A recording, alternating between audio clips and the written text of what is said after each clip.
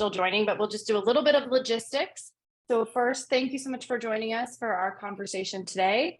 We are going to talk about how digital communities can be used to create more opportunities for peer-to-peer engagement and support. And so we have some wonderful panelists, which I'll have introduce themselves in just a second. My name is Katie Kapler. I am the co-founder and CEO at InScribe. We'll talk in a minute about InScribe in case you're not familiar with our company. But I also want to introduce today my colleague Danielle, who is going to be sort of quarterbacking the webinar today. So as questions come in, she'll be keeping an eye on the chat and the Q&A. So we absolutely would love this to be conversational. If you have questions or comments, please put them there. And Danielle knows that she can always interrupt us and make sure that we're touching base on that throughout the conversation today. We are recording this session, so we'll send that out when the webinar is done. And you can feel free to rewatch or share that with anybody who maybe couldn't make it with and be with us today. Did I miss anything, Daniel?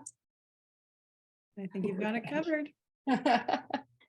So let's take a quick minute and meet the folks that are going to be really providing the insights and the conversation today. So Sarah, why don't you start by, Sarah and Chris, why don't you introduce yourselves? Tell us a little bit about your role at GCVS. And then if you don't mind also just taking a minute to talk about your institution and a little bit about your student population and what makes it unique. My name is Sarah Jordan. I'm the Director of Accountability, which means I'm responsible for the oversight, as making sure we follow all the regulations. And as a virtual school, we serve every student in Massachusetts can attend, but we are still a public school and subject to all of the rules and regulations. And this comes in later, especially around the area of student safety. So when I realized that the kids were really looking for a cafeteria to hang out, I had to find something that would serve that purpose. And my colleague is Chris, who joined us more recently.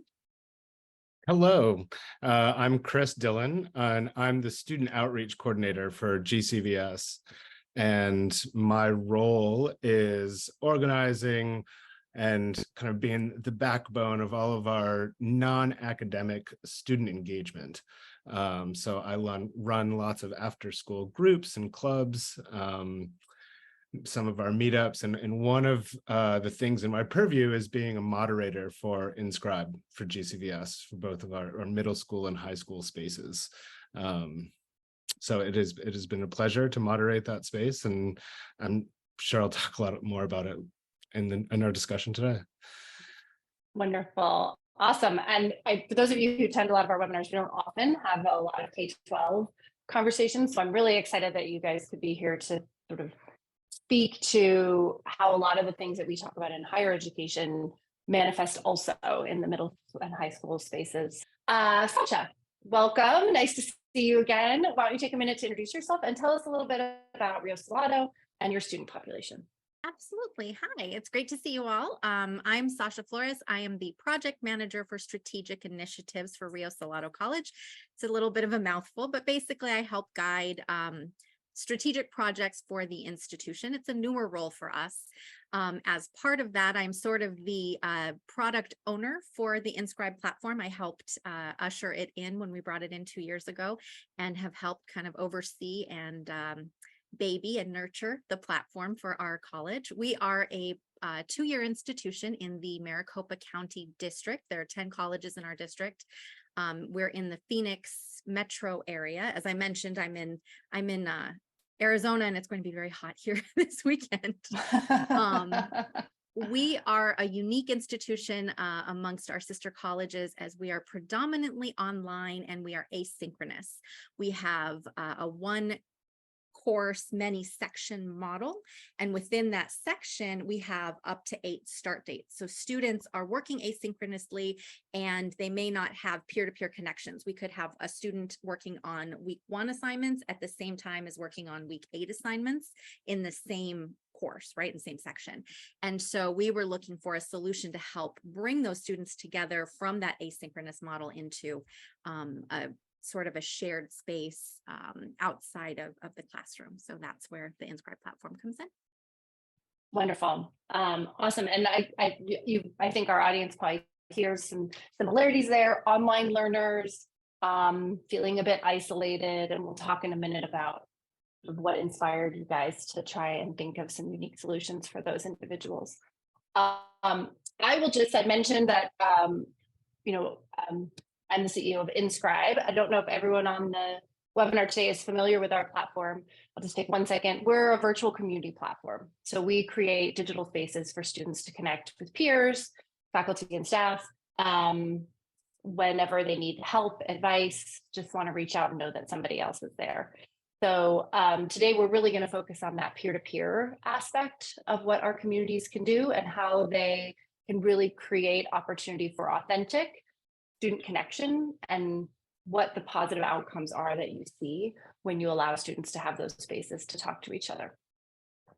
All right, so let's get started. You guys actually, all of you did a great job sort of touching on this a little bit in your introduction, but I would love to just dig in on, you're going along, and then was there a moment, or what were you hearing or seeing with your students that caused you to think this type of a space is needed or would have value for them? And Sasha, why don't I start with you? Tell us a little bit about what was going on at Rio and what inspired this project. Yeah, absolutely. So like I mentioned, we had that, we have a very asynchronous model, right? So having student connections when they're online, we serve students across the country, technically we have students all over the world. And so how do you build those meaningful connections when they may not set foot on campus, right? They may never come to Arizona. So how do you connect them? And we've had students in the past and recently express a desire for more connection, more sense of belonging, more sense of meaning.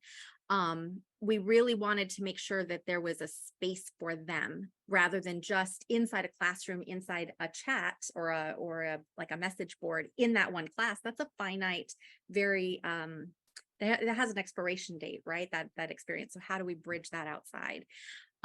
We also wanted like a holistic solution that supported the student outside of the classroom, right? Like how do you build those connections? And students have also expressed a need for like wayfinding and navigating community college. And we really wanted to give them that peer-to-peer experience of, oh, I tried this, or my journey is really unpredictable. Like I didn't start right out of college. Right out of high school, I didn't go to college. I jumped into the workforce and now I'm 42 years old and I'm jumping back into school. And what's my journey look like? And being able to find that common ground with other students, because we do tend to serve in the non-traditional student, being able to find that common ground was really meaningful for them as well. So having that support system, especially outside of the college hours of operation, all of those things were just that need that we found this solution for. And I love the way you phrase that too, that there's like no expiration date on these spaces and they're there for the students when they need it. I always say, like, I think the biggest, fallacy in online education and higher ed for a long time was that online students don't desire, need, seek out peer connection, that somehow they prefer to just like live in a vacuum. And I think we've learned over the past few years that that's really not true.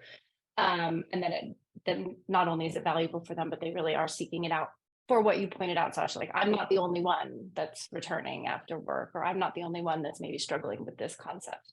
But we know higher education students aren't the only ones that are seeking this kind of connection. So Sarah and Chris, talk a little bit about your students and, what inspired you to create some of these spaces for them. I am laughing so hard because up until recently we were using Blackboard and teachers kept saying, lock your room, because the kids would sneak into a room so they could hang out and talk to each other.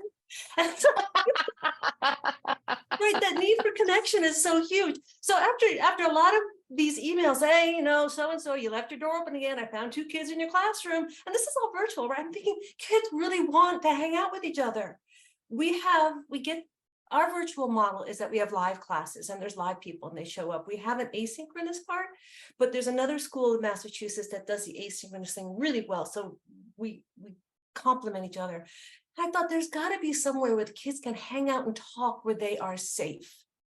And then InScribe just fell into my lap. It was an email from someone, and I thought, this is it. I pictured it as this like walking through the cafeteria or with a kiosk, an information kiosk, but mostly kids were hanging out and talking. And adults, known as Rosie at this point, are circling, just making sure everyone's safe, no fights are breaking out. So it's the idea that the kids need connection so much. And, Yes. and oh, sorry, go ahead. No, Chris, go ahead, please. Oh, I was just going to build off of what Sarah was saying, that we when I came on board, we had InScribe the previous year, but the moderating of it was kind of funny. Teachers felt like they needed to be in there helping, and because everybody was in charge, no one was in charge, kind of thing. But it was really important, the space and the endeavor to create the space for our students was really important and worth us trying it again. And what we're recognizing is here's middle and high school students who are going to connect with each other, that this is the nature of people. And what is out there, is all of their social media platforms, regular social media platforms, Facebook and Instagram, and Discord is a big one with gamers. And there's all these other platforms that are very fine. I mean, they're popular among students, but they're not school sanctioned. They're not regulated. It's not a space in which, so we have a lot of students whose parents like, no, you can't use that. And so it was really important for us, GCVS sanctioned space that was okay, that was non-academic in nature. So when Sarah is saying, I really wanted like a cafeteria type place to come hang out, that's really how I think about it, as more like a hallway and a cafeteria, that kind of when you're hanging out with people out on the playground at recess, we are not talking about academics. And so it has really, really been a boon for us. This year was awesome.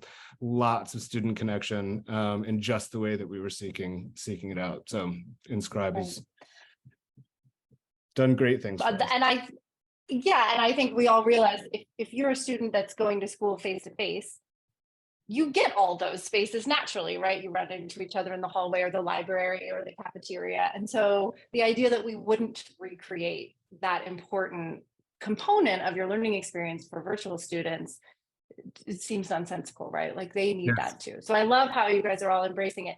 Let's talk a little bit about the actual implementation. So I'll go back to you, Sarah and Chris. Can I stop you real quick for 1 second? Oh yeah, I'm not even bothering to ask about questions. Yeah. Well, Sarah had mentioned Rosie. Can you maybe elaborate a little bit on Rosie and technology? I would like to talk about Rosie, and Chris has some stories about Rosie. Yes, sure. Is this the right time? I'll give in there. We can do that. I'll give like the 1 second. So Rosie's like our technology assistant that lives in the community and helps to monitor what's being posted, maybe highlight if there's a post that needs a little attention, maybe somebody's been getting a bit grumpy or, has posted something inappropriate. So Rosie helps facilitate that. Why don't we do this? Sarah and Chris, talk a little bit about what you've built and then how Rosie has become a component of that experience. Well, they're linked because my goal was always safety. I come from public schools. I know what happens when kids are not supervised, and most of them are not mean, but they can get really careless. And when I found out that there was this little bot that was filtering language, looking for phrases and words that might be inappropriate, might indicate something was wrong, I felt this is great because none of us are leaning into the kids' conversations, stifling them, but I know they're safe. And that was key. So that's what Chris, I want to add to that. So I think that InScribe has some tools and ways of organization that we aren't capitalizing on right now, just as far as creating channels and specific topics for kids to jump into, and we've left it a more open space, and kids are really connecting about everything that is meaningful in their life.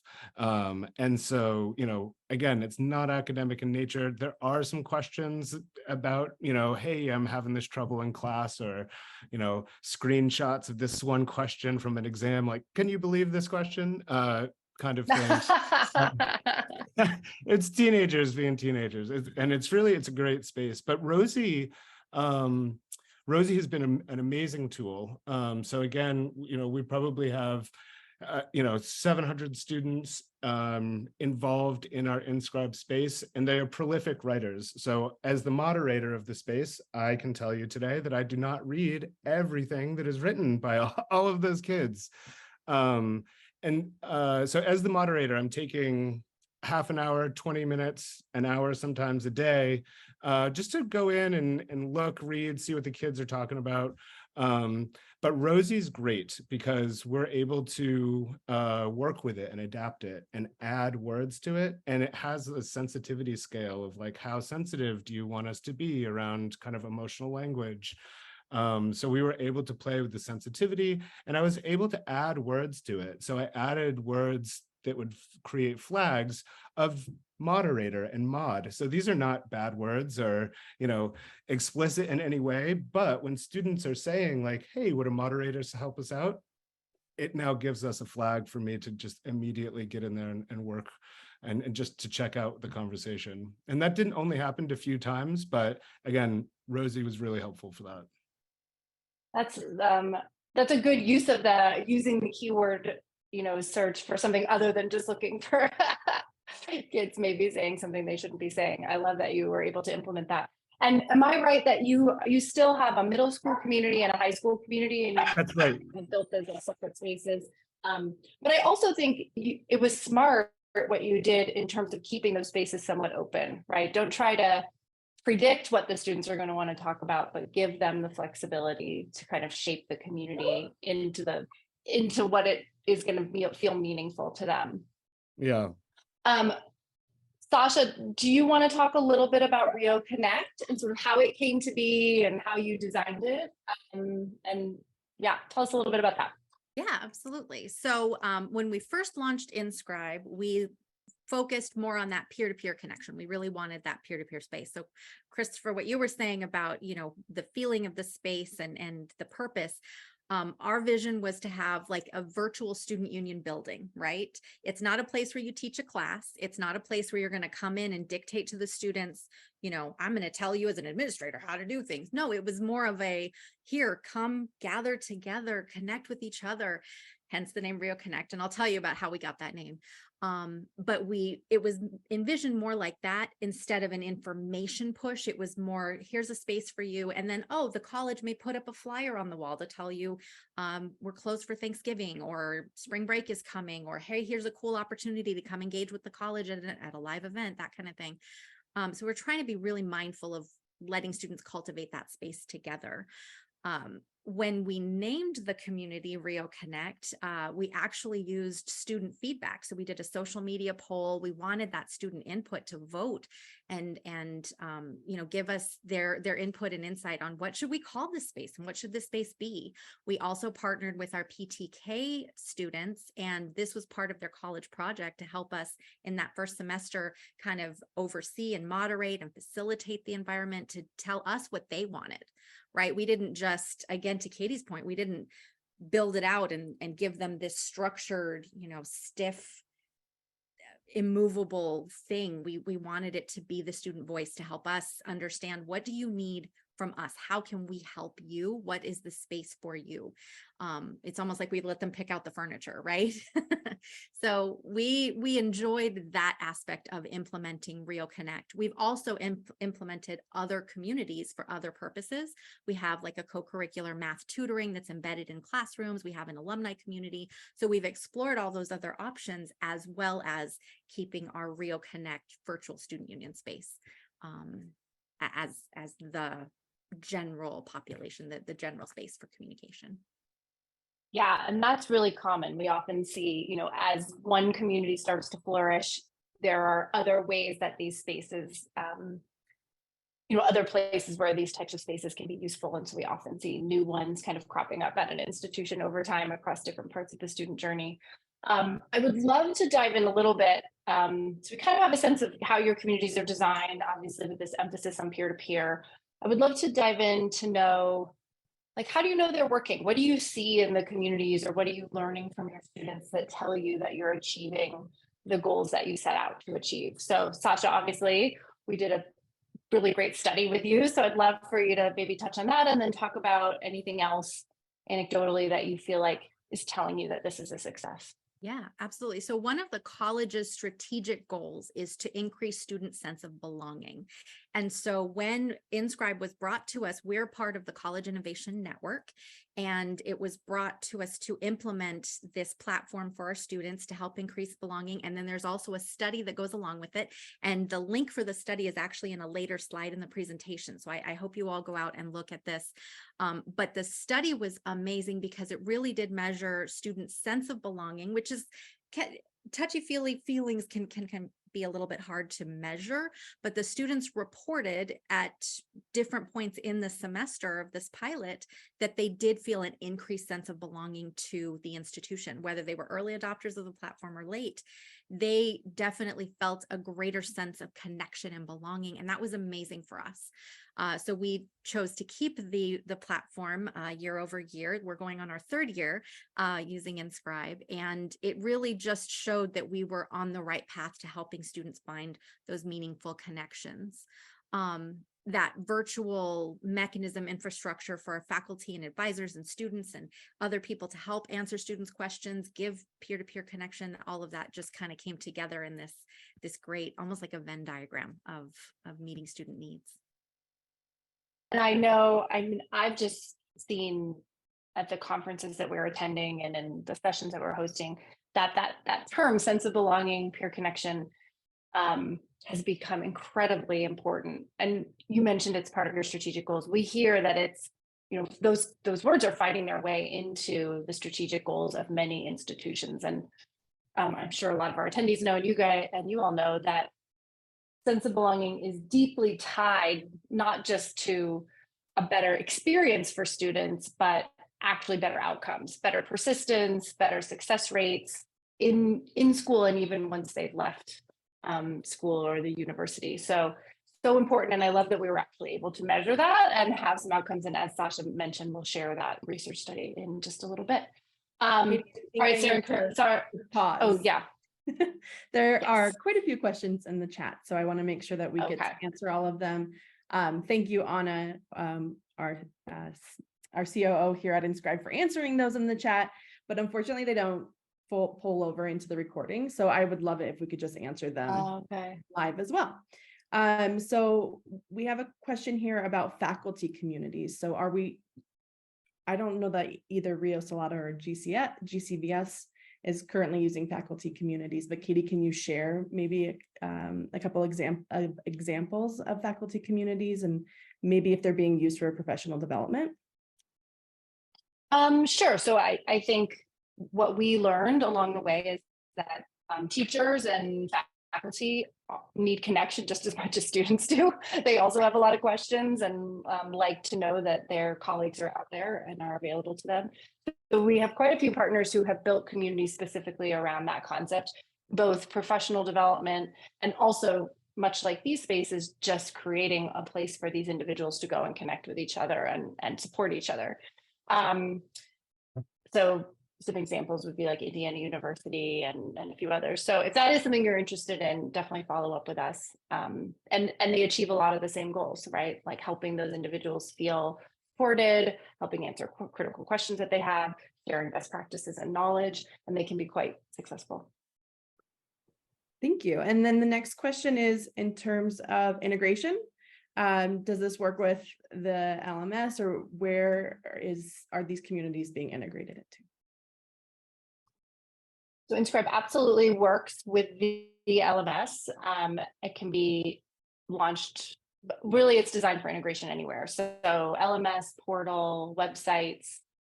Sasha, where does Rio Connect? Where do students access Rio Connect? Yeah, we put the front door, the access button, right on our student portal homepage, and then the specialty communities like that math tutoring community is embedded in the classroom, and it's amazing. It's single sign-on. I love it. There's not another password or username or any of that, because let me tell you, if I have to memorize another password, Oh my gosh.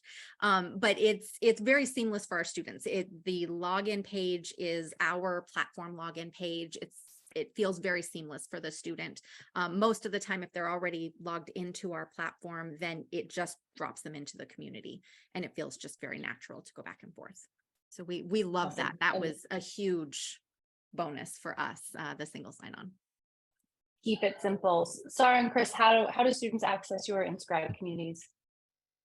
Well, we have it is embedded right into Schoology. So students can access the general pages. So the middle school students have a Schoology page, and so do the high school students. So it's embedded right in there. Awesome. I know that one of our clubs started to play with their own community. Our Dungeons and Dragons club wanted to make their own community, so they started doing that.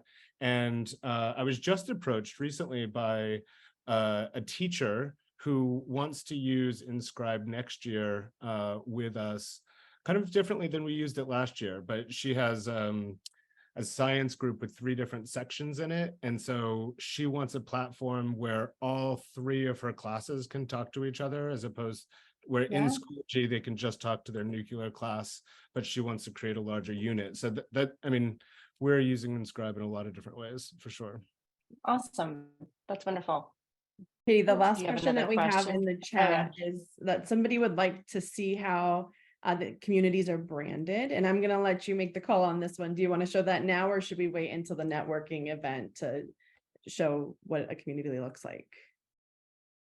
Let's wait, just because I think that transition is going to take me a minute and I have to bring some stuff up. Okay, perfect. So let's wait on that, or if you want to bring something up in the background. But you put your logo colors and everything. InScribe is the InScribe name is it's sort of like a powered by model, so you don't really know that it's InScribe when you go in there. So I do want to come back to this question because I want to hear from Sarah and Chris. You guys have the most prolific, the number of posts that happen in your communities blows us away. We all had to turn our notifications off because your students were so wonderfully chatty and kind to each other. But tell us a little bit about, like, how do you know it's working? What are you seeing take place in these spaces? So for us, like, how we really know that it's working is that the groups have really become self-sustaining. So again, I had mentioned earlier that we had rolled out InScribe, and then we had to shut it down because of some student behavior that had gotten out of hand. And this ultimately worked in our favor a whole lot behaviorally, because the next year, when we reopen it up, the students are all self-policing at this point. They don't want to lose the tool. So they're like, hey, you can't say that kind of stuff here, or hey, we really need to respect each other here. I mean, the sense of self-policing is awesome to see. And so that is really cool that they feel ownership and that they're making statements that, like, this is our space and we need to treat it respectfully in order to keep it. And so that's one way that we, like, really can see it working and knowing. And as far as the question of, creating a sense of belonging and connection, but then we also get, like, really direct posts about feeling connected to each other. So, here's the school, and the school year is closing. And one of these posts I just really like is a student saying, the title is, well, it's been fun, I guess. And then what he says is, tomorrow's the last day of school. I may not be here next year. It's a 25 to 25% chance. So if not, I love you guys. You are all lovely people that I got to know throughout the year, and you've made me feel so welcome to GCVS. And there's like dozens of these similar kind of posts. So we have not done proper surveys to look at the data, but if we are kind of casually measuring in smiles and kind of direct statements of, I feel connected to you guys, this was a good experience. Looking at our last few weeks of school and kind of seeing those, like, oh, things are wrapping up, so I better get my feelings out here. Lots of students connecting with each other. Well, Well, and I think especially for middle school or high school to feel safe enough to be able to express that kind of emotion in a space like that also speaks volumes of how connected they feel and that they understand it's a safe space. So, and I think you have a great anecdote on, the student self-policing. We don't see a lot of examples of like a student saying something negative or not being supportive of one another. But it's a testament, I think, to the culture that you've created in your community, that if that were to surface, the students are the first people to shut it down, right? Like that's not the culture that they want to bring forward. So I love that. Sarah, did you want to add anything? No, I'm going to address the next question. Okay. I do want to say Terrific. Judith has a lot of good questions. Because we are a Commonwealth school, we have a certificate, and we have to serve kids who are too medically fragile to attend a school. We have to prioritize their applications. So we're 1,200 students. And we also prioritize the applications of kids who've been bullied. So a lot of times they come to us broken, hurt. And I remember in InScribe watching kids come out of their shell and start to trust. And when they go back to their brick and mortar, it means that they feel safe again. And InScribe has been an amazing space to build that sense of autonomy and agency and empowerment. That's so awesome. And by the way, I think plenty of adult learners struggle with some of that same stuff. So, they're not immune to those feelings. And I think the community spaces are great for them as well. Sasha, do you want to talk about the size of Rio? Sure. So we are in our district, we're one of 2 very large online institutions. I think our annual FTE is like, my boss is in here, so maybe she can correct me if I'm wrong, but I think our annual FTE is around 18,000, if I'm not mistaken. Like we're a pretty good sized school. Not all of our students participate, but it is open to all of our students. We deliberately wanted to set open access. So really anyone that has login credentials can access the community space. The moderation itself doesn't take a long time. We have been very lucky. I think in the 3 years we've had the platform, only one student has behaved less than ideally and had to be removed. But overall, people are generally very kind to one another. The moderation is pretty easy. So awesome.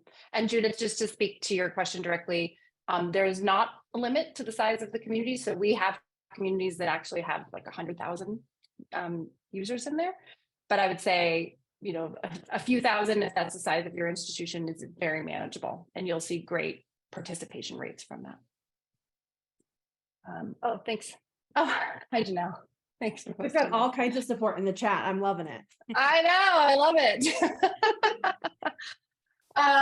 Okay, so we did touch on this a little bit, but let's dig in a little deeper. So any challenges that you encountered?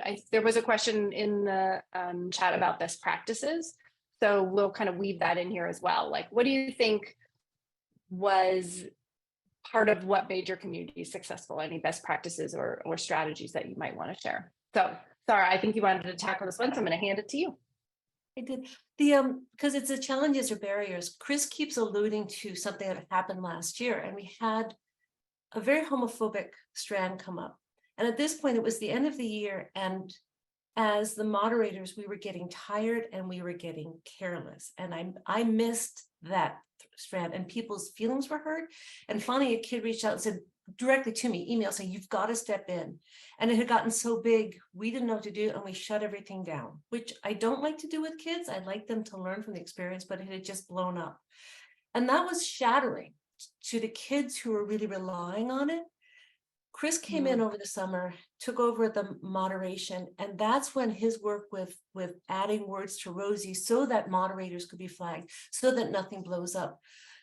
That was a huge barrier that we've overcome because of the flexibility of both Rosie and the InScribe crew that help us, because we also changed platforms. We went from one to another. Chris, you want to add to that? You're muted, by the way. You're muted. As far as best practices and setting things up, We have just a general welcome post that kind of outlines our community rules.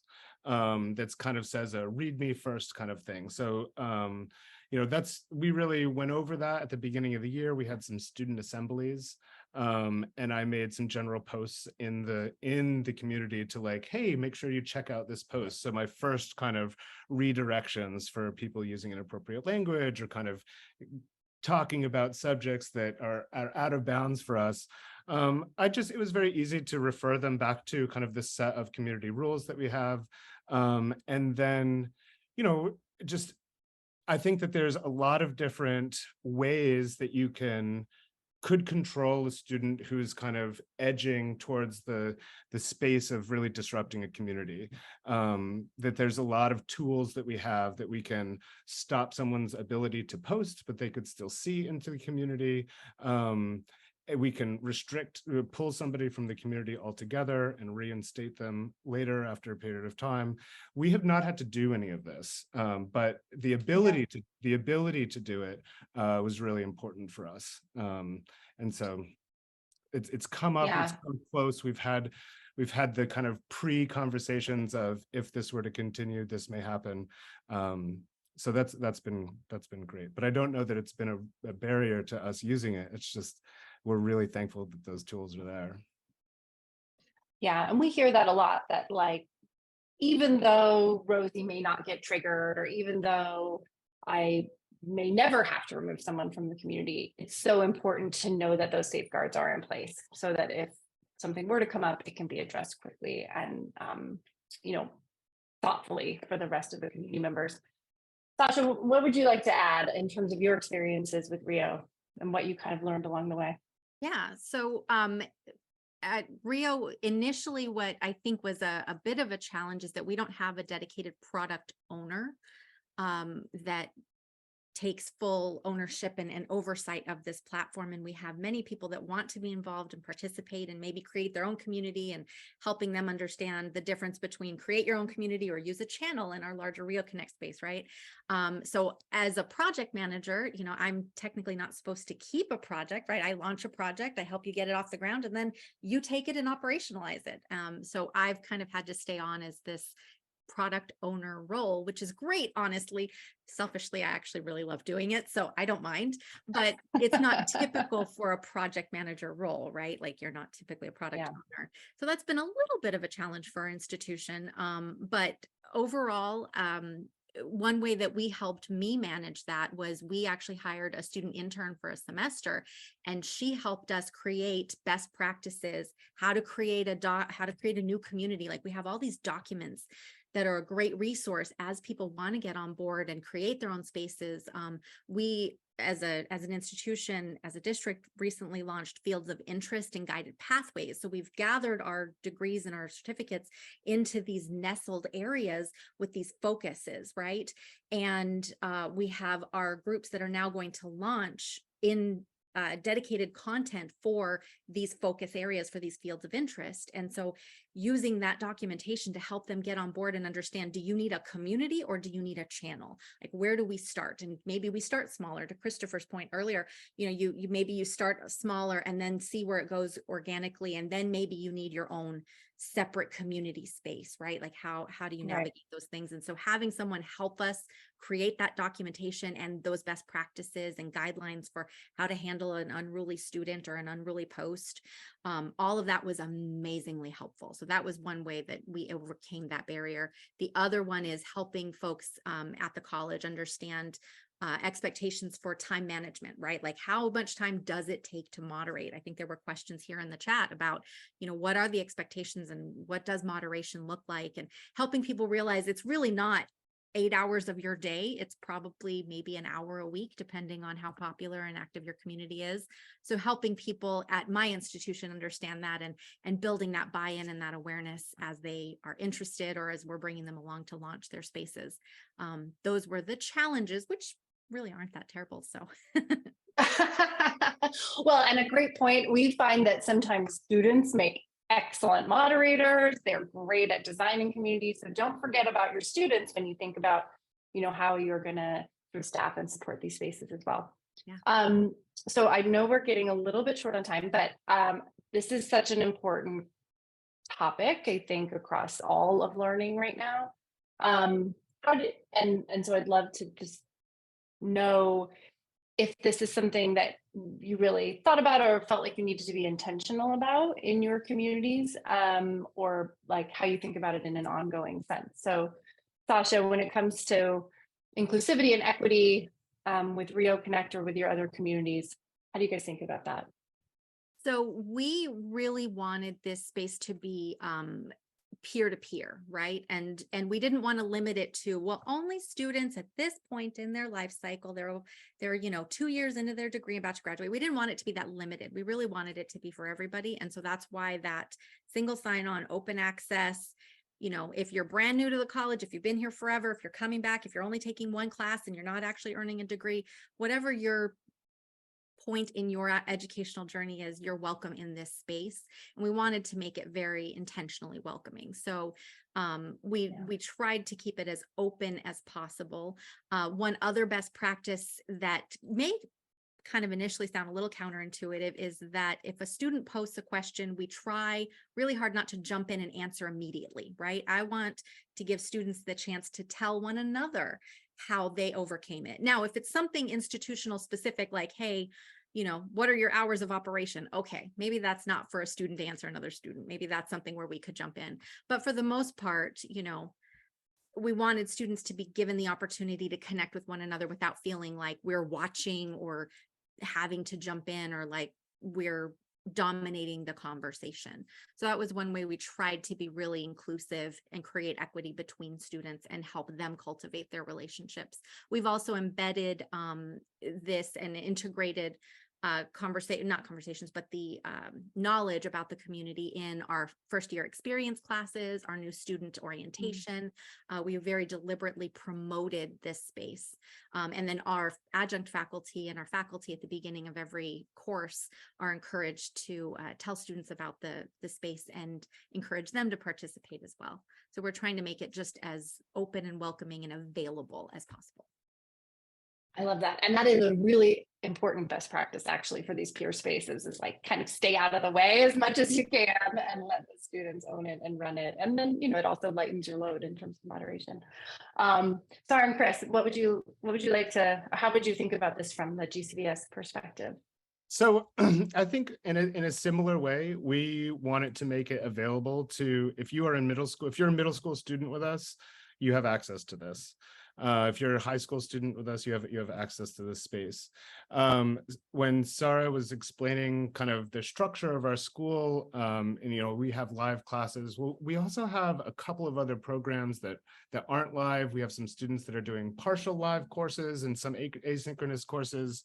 And so those particular students in those programs are not, they sometimes miss some of our, larger announcements, but InScribe is really promoted to all of our students. When we have student assemblies, when we have student orientation, every time students are onboarded, as we get new students in, the introduction of this space is part of the onboarding process so that everybody knows about it. As far as, and then the other thing that we have done that happened towards the beginning of the year, and there was only a few cases, but there were some parents who came to us to ask us, hey, could you please take InScribe away from my student? We don't want them on it. And so I found myself kind of standing up for the rights of the student, kind of re-explaining how we wanted this space to be used. The parent is saying, they're just typing to their friends. And I got to say, I know, we want them to. That's what it's for. And so there was a few cases where I, kind of standing up for students to maintain it and have access to it. It's just kind of a lens that might not be a typical answer for how do you ensure equity, but really just making sure everyone has access. No, that's great. And I think the other thing we sometimes hear is you give everyone access, and then these virtual spaces, what we've been told by students is because you can kind of show up when and how you want, it encourages a broader set of people to participate. It's really hard to sort of go up to somebody in person or even in a Zoom, speak up.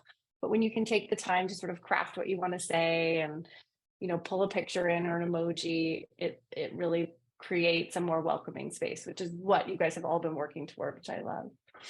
Katie, can you share the difference between InScribe and other apps like Teams and Slack? Sure. So I'll be brief because I feel like I could probably talk to that for way I know too I was long. going to answer it in the chat, and then I kept typing and I thought we're just going to answer this live. There's a variety. It kind of depends on what app you're talking about. A lot of the tools like Slack are very transactional. So if you've used it before, you know that if a conversation took place a couple of days ago and you missed it, good luck ever knowing that ever happened, right? Whereas InScribe is really designed, the way that it's structured is the conversations are much more persistent. You can search across the community. So if you miss something or if there's an answer you're looking for, you can easily search for it and find it. So it tends to be more useful as a knowledge repository than some of those more transactional tools. It also deeply integrates with all the things that you're already using on campus, which not all of the other alternative social tools do. And then I think, as we've talked about in this session, those moderation features where Rosie is really keeping an eye on the community, highlighting things that are going on, helping you understand where you might want to prioritize your time as a moderator, can be extremely helpful, especially when you have a very active community with a lot going on. There's a lot of stuff too around analytics and things like that we can dig into, but was that a good enough high level, Danielle? I think so. I'm not sure how Rio Salado and GCVS are managing their communities, but I think the term over term reusability is also a great benefit there. It can really persist as long as you want it to, these spaces. I think Chris has something he wants to share. No, just I recognize our time is short, and my partner today, before I got into this, she was like, Chris, make sure you only say what you have to say in 1 minute, but just keep it short, Note, what did I want to, I'm losing my thoughts now.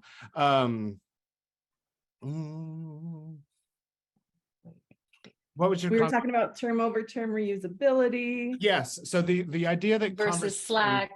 We have these conversations that happen at the beginning of the year that were very introductory in nature. Hey, this is who I am. How tall are you? What do you look like? Kind of thing. What video games do you like to play? These very basic introductory. And these conversations, the literal ones that happened in September, are still happening in June.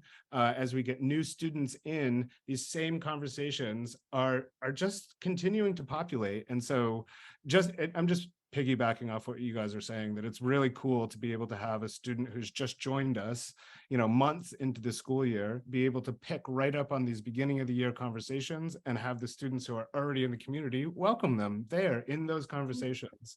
I think that's really cool and very different than Slack. That's a great example. Yeah, that's a great example, Chris. Okay, so in the interest of time, we'll do this one quickly, but anything you want to share with us about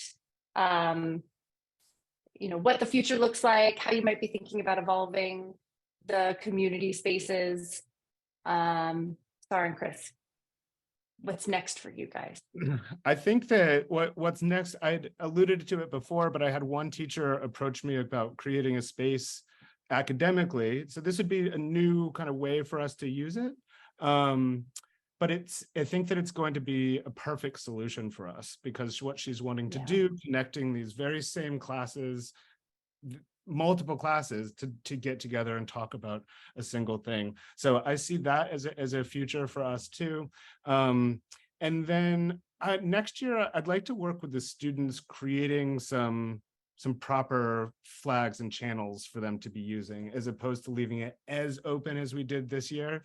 I think that after a year of moderating, there's a few topics that just keep coming up, right? Video games, music, other hobbies, there's a few channels that would make sense, that might streamline that space a little bit, but I'm not gonna go overboard there. Anime, yes, we've got lots of students talking about all kind, and sharing their artwork. I mean, there's an artist corner Yeah. is definitely going to be one of our channels next year. So just a few tweaks. And then InScribe has continued to come out with some new features that are really great for our students. So we're going to look forward to incorporating those as they come out. I think the most recent one this year was the polls. And you can imagine middle and high school students loving that. Polls, you know, and they started off with, you know, what's better, you know, what do you like more, cats or dogs?